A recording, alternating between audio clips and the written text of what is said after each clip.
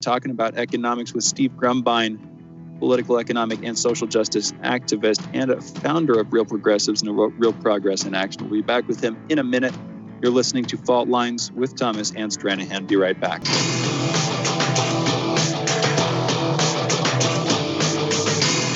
Faultlines.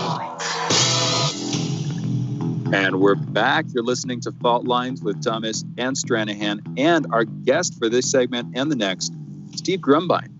He is a political, economic, and social justice activist and founder of Real Progressives and Real Progress in Action. That's a 501c3 and 501c4, respectively, dedicated to education and advocacy for modern monetary theory. Steve, thank you for being with us. How are you doing this morning? How are you, sir? Thank you for having me on. Steve, thank you for being with us. Talking about Biden's economic/austerity plan.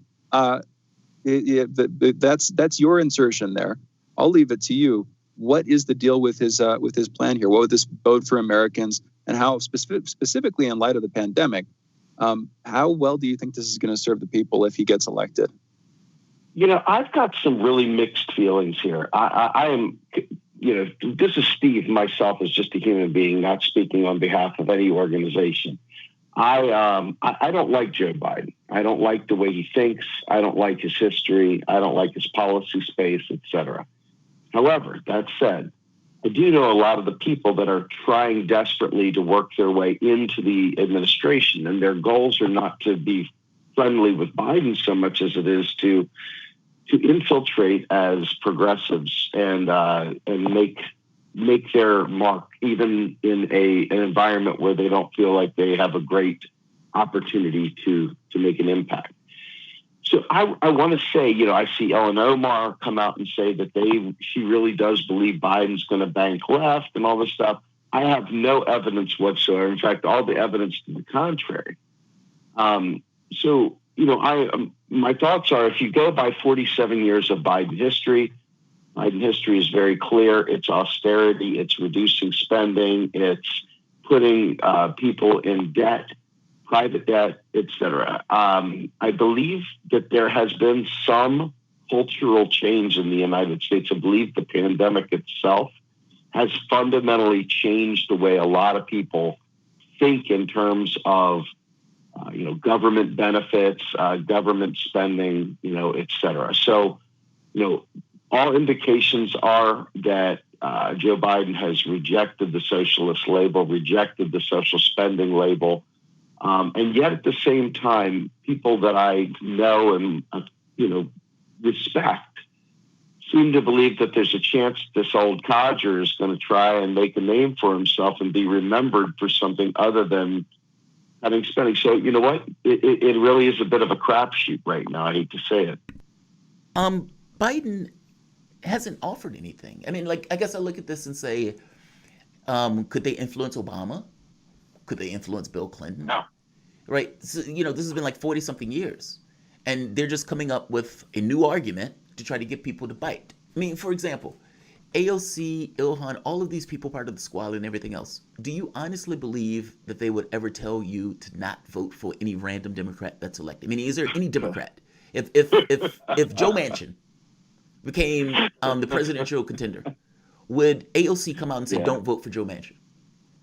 No, AOC would play the party line for sure. And you see this consistently. I mean, Ellen Omar had, kind of withheld her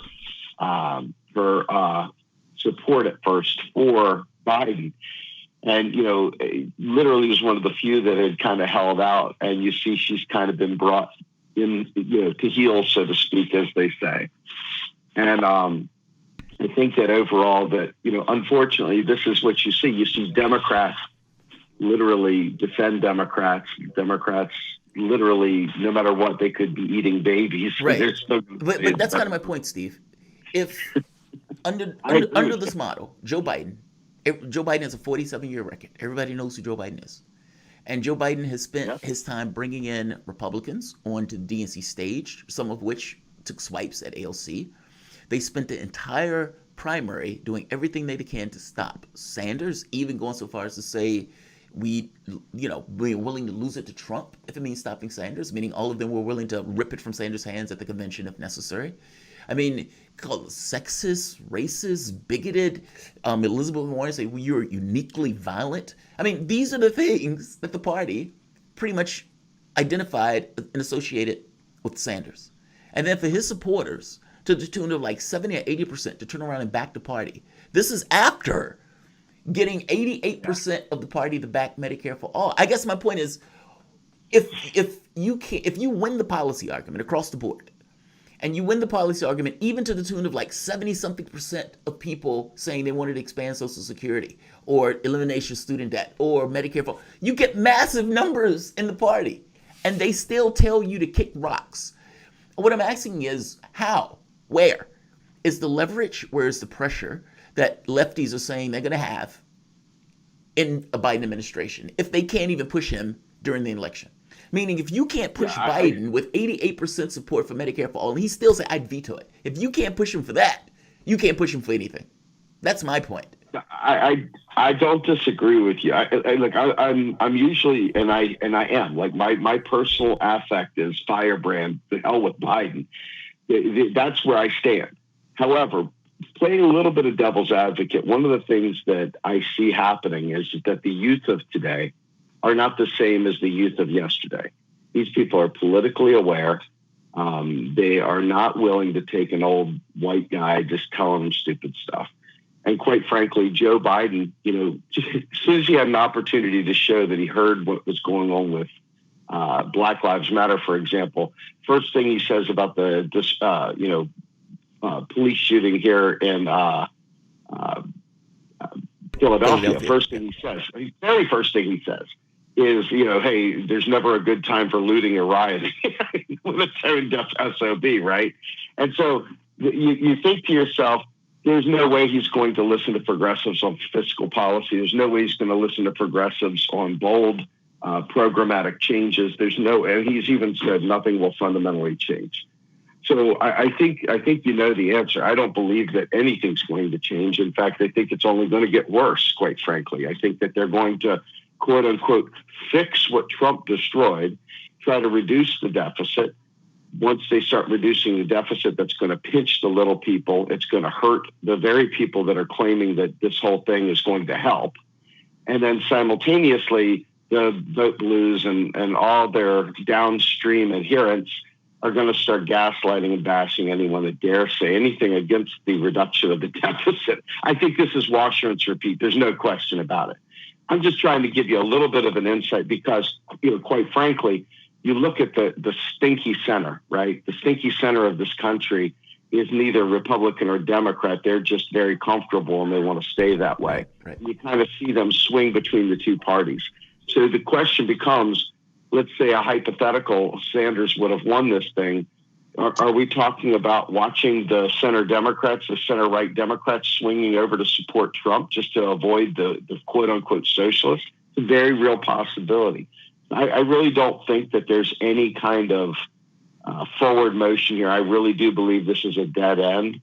I believe Biden is merely a placeholder, and I'd be really interested in looking at Kamala Harris and thinking about what her history with criminal reform, justice reform, and what her stances are on Wall Street and so forth. And I think you'll have a better understanding of where things are going by looking at that.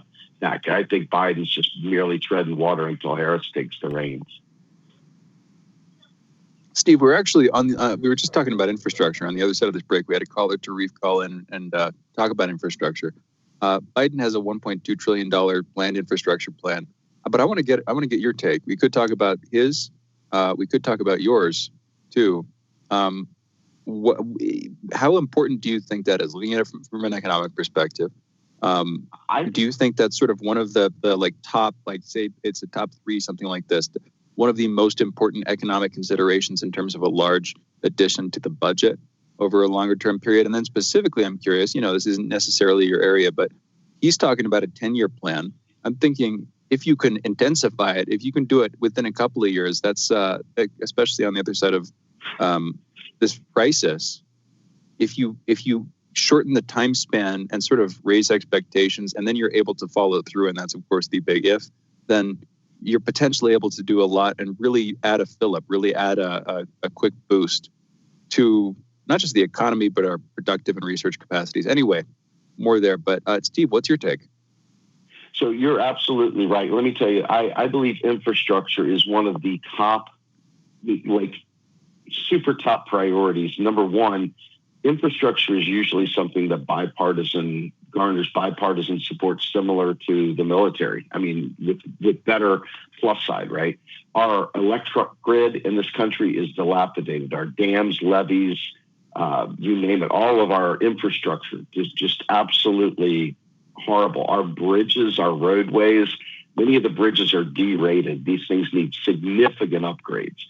And so if you're just looking at simply getting them out of that D category, when the structural ratings and so forth, and bringing them up to a modern A or B or whatever, that alone is such a huge economic push. It eradicates almost all the fibbery about automation, because now all of a sudden you see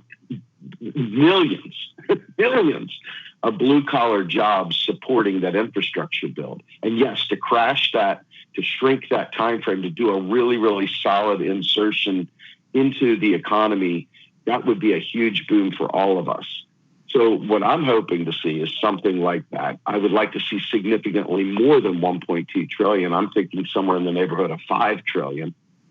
Just look at, I don't have this data in front of me, but I know in Pennsylvania alone, most of the bridges here are in rough shape. There's many, many bridges that are in very, very bad shape. And the monies that the federal government encumbers to get the states to do that work, that could be severely increased. That would immediately give a big boost to state governments who are very, very tightly constrained by their tax revenues. So the idea of having that kind of an direct insertion into the economy at the state level as well, not just the federal highway systems, but go ahead and earmark some sort of act-type money for every state, like block grants to do this work, but with an earmark for specific targeted infrastructure upgrades, I think would be a tremendous boon for the entire nation. And not only does it facilitate commerce, which is pretty obvious, it improves the lives of everyday Americans, but it also provides millions of good-paying jobs for people that are inclined to do blue-collar work. I think it's one of the great opportunities we have right now to really kind of change the trajectory of this nation. A lot of our infrastructure was built in World War II, or right after World War II. So a lot of this is way past its born-on date. I think it would be very, very instructive to consider that not only does building infrastructure bring great money, but so does maintenance of that. When you go ahead and earmark significant funds to maintain these structural improvements so that they maintain their rating and they don't just go down to a D, and then all of a sudden we have to find stimulus to pay for. I think that is a great way of keeping the economy really going in a very positive direction as well. I could absolutely see that, Steve. We're going to go into a break here, but it's a fascinating conversation to have. Two very brief additions here. You could potentially do this while you're sort of rehabilitating the institutions responsible for maintaining our infrastructure. Similar to how, if you're making a big change, it might make sense not to fire everybody, but to just reorganize and slightly change the structure in ways that are actually constructive in the long run, while hiring new people, building the organizations up, and giving it a sort of institutional reinvigoration, reincarnation even. And then just very briefly, and this is another side of it, if you do this at the same time as you invest in R&D for not just, repairing what's already there, but actually dramatically improving it, whether it's, high-speed rail, I talk about the Hyperloop occasionally, ideas like that. It's sort of on the frontier of what's possible, but also still relatively economically reasonable. And then, one last brief third thing here. Also potentially very useful as a way to sort of stress test and in the process reform some of your key political institutions while you're going through this. If you have whoever's doing this would need to be a strong leader, and if they really take advantage of that, this could be a model for how to improve the government. And hopefully they're doing that in other areas at the same time. But we'll see. In any event, we've got to go into a break. We're joined by our guest, Steve Grumbine, We'll be back with him in just a minute talking economics. You're listening to Fault Lines with Thomas and Stranahan. Welcome back to Fault Lines. My name is Jamarl Thomas. I'm joined by my co-host, Shane Stranahan. Joining us today, one of great friends of the show, Steve Grumbine, political, economic, and social justice activist, founder of Real Progressives and Real Progressives in Action, and a 501c3 and 501c4, respectively, dedicated to education and advocacy for modern monetary theory. Steve, again, thank you for coming on to the show. So yesterday, I think it was yesterday or the day before, Dow dropped like 900 points, just plummeted. And I think, if I'm not mistaken, all of this is basically related to the COVID issue, either from the standpoint of the lockdowns or from the standpoint of recognizing that demand is not there. By the same token, we have this weird scenario where all of these people lost their jobs while the stock market was still ticking up. How do you explain the discrepancy between these two, Steve? I was told that the stock market is the real economy. And so if the stock market is going up, everybody should be doing fine. And yet all of these people are out of work. I mean, right now, I think it was 793,000 that sought for unemployment this time around. So how would you, if you had the opportunity to kind of redesign this, meaning to push us forward, if you could whisper in the ear of the next president in regards to how do we ensure that the people who don't have a job get a job, and the people who are doing monstrously well don't take 95% of the income gains again? How do you reorganize the economy to ensure that that takes place? Well, the very first thing I do right off the bat is institute a federal job guarantee. I don't even think twice about it. It's the greatest program out there possible. What it does is it immediately, sets the bar, sets the base. There is no dropping below this because these private sector entities cannot hire you without having to compete with this job guarantee. So it immediately raises the bottom, big time raises the bottom. Hey, but raise the bottom, you mean wages? You mean wages and benefits? Wages, benefits, the whole enchilada. Because a private company would have to compete with government at that point. Meaning, if I'm offering this guy $15 an hour, he's never going to take a job for $5 or for $10. That's exactly. Now, the good news is that if you think about this, all that money that's being spent on those job guaranteed jobs is new money, right? Every bit of that is new money.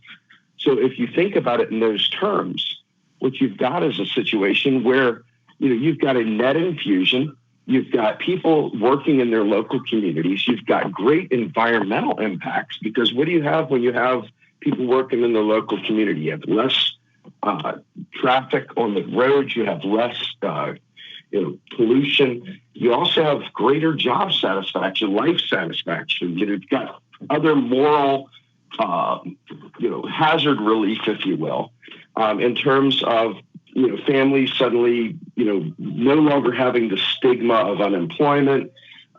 There's just so much benefit here. The ability to get people job training, be able to help them find careers of their liking. Even the multiplication effect of tax base, meaning the revenue that comes back from those people. Absolutely. Yeah. Yes, that's going to impact the local. You got federal monies coming in, which are not tax dependent, going into local communities that are highly dependent on those taxes. So you've immediately staved off. When you look at all the states, I would love to see someone do a report on this, and maybe we'll do it at some point. But I would love to see the health of each state, to see kind of where they are financially, to see which one of them have a plan that isn't dependent on borrowing more bonds and leveraging more public services that have to be auctioned off when they go bankrupt. I'd like to really, really see the state of states. And I think that a federal job guarantee immediately, this should be a Republican hallelujah, and it should be a Democrat savior. This right here is a independent man's, best friend, if you ask me. So this is the bottom end, right? We gotta work on the bottom. But then on the top side, you definitely need to alter the way we tax things. Now, I'm going to speak on my own belief system here, and I believe that what they call land value tax is a tremendously great way of attacking rentier-type rent-seeking behaviors that really, really exacerbate the wealth inequality in America. So I think that a land value tax, as opposed to an income tax and a consumption tax and so forth, is a really, really good way of trying to eliminate a lot of the inequality-making rentier type behaviors. But then we also have to do some trust busting. We have to do some monopoly busting again. We have to get out of allowing the Jeff Bezos of the world to just sort of own the world. And we used to know that. I mean, we did it to Ma Bell. Judge Green broke up the Bell system. Now you've seen them reconstitute as a result of deregulation under the Clinton era. So there's a lot of things that have happened that I think that we could reverse. I think regulatory reform.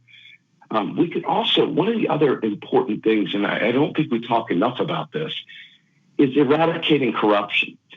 Right now, I spoke to Bill Black, who is one of the premier leaders in routing out, financial corruption. And Bill Black basically broke down the ratio of actual federal auditors that actually go after these industries to validate what they're doing. Like when the housing crisis hit, that brought the whole world down in the first global financial crisis. That right there, that would not have happened had we had enough regulators in there that literally looked at this stuff.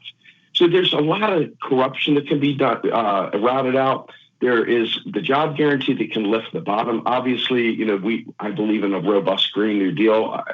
I've seen some motion that there's still energy, there's still life coming to that. They're still pushing that, which is great. Maybe too little too late, though, if you're talking about efficacy on the environment. But talking purely economics, these are all great opportunities to eliminate wealth inequality, make sure that we have some rules at the top for how we spend this money to make sure that certain percentages must go to people, not just the CEOs or whatever. There should be some sort of stipulation that monies that are tax monies that are credits or whatever that are given to companies cannot be used just for stock buybacks. They have to be used for some productive value, something to that effect. I think there's an awful lot of ways that we can do that. I don't know that we have the political will to do that, but that would be my dream. That would be my desire.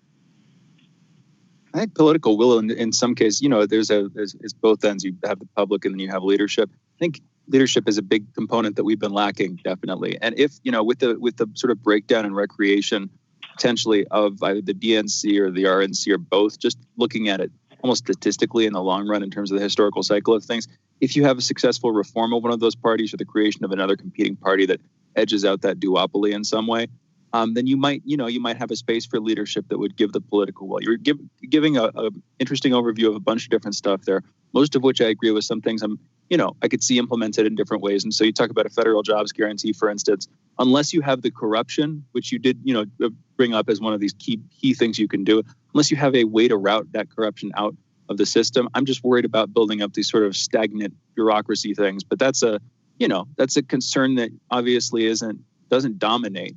It's just a concern that I think you have to take into account when you're looking at the possibility of a large state-run program. Although, frankly, of course, it happens with corporate statism too. Where you have corporations who get regulatory capture of the state and then use that power to keep themselves in place as a monopoly. Steve, we've only got a couple minutes left.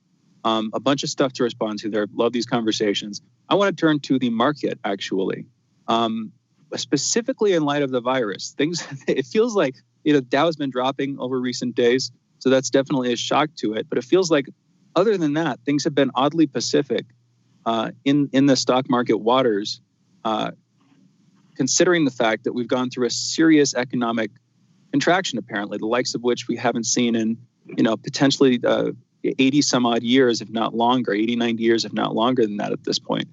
Maybe never. Maybe this is unprecedented. What can we actually read from the stock market in our last 2 minutes, Steve? What's your take? Well, I think we realize that our economy is largely financialized. We're talking about an economy that doesn't produce, that simply bets and trades. It's a casino economy. And so Wall Street, the people that are invested in, they're enjoying their games of chutes and ladders. And the rest of us living the real economy are really struggling. That money that's in those stocks and bonds and markets and derivatives and all that stuff. This is what the economy's become. It's living off of debt servicing. It's living off of a whole bunch of in non-productive things. Now, I know that there's some people that would try to say that that is part of the real economy, but I just don't. Most of it is. It's not like people are using that money to go out and buy TVs. I mean, that money is living in another stratosphere, rarely making it down to Jane and Joe public. So I think that what you see though is a debt servicing world, a world of debt that is allowing these speculators and investors to see giant gains in the market. Plus, the way the federal government has used its power of the purse has been to give these kinds of institutions money. So they're not losing anything. There's no real risk. It's kind of like share people's money. And the only people that have money to do that are people that already have money. So this is a huge deal to me. I'm sure others, that we have to somehow or another get into that fire sector and do some significant reform in there. Last time we had any meaningful stuff, I don't think of Dodd-Frank and stuff like that as anything meaningful. I mean, Glass-Steagall, I think we do need a modern day Glass-Steagall. I think we need a lot of that type of regulatory reform that goes into the corruption for sure. And the LD, things like that really attack the rent-seeking behaviors. But that whole space that you're talking about there, Shane, is really just largely, financialization of debt. I mean, you're not seeing anything. That's what I feared. Steve, we're out of time, but thank you so much for joining us. Thank you for having me on. For those listening, that was Steve Grumbine, political, economic, and social justice activist dedicated to education and advocacy for modern monetary theory. Follow him on Twitter at @SDGrumbine.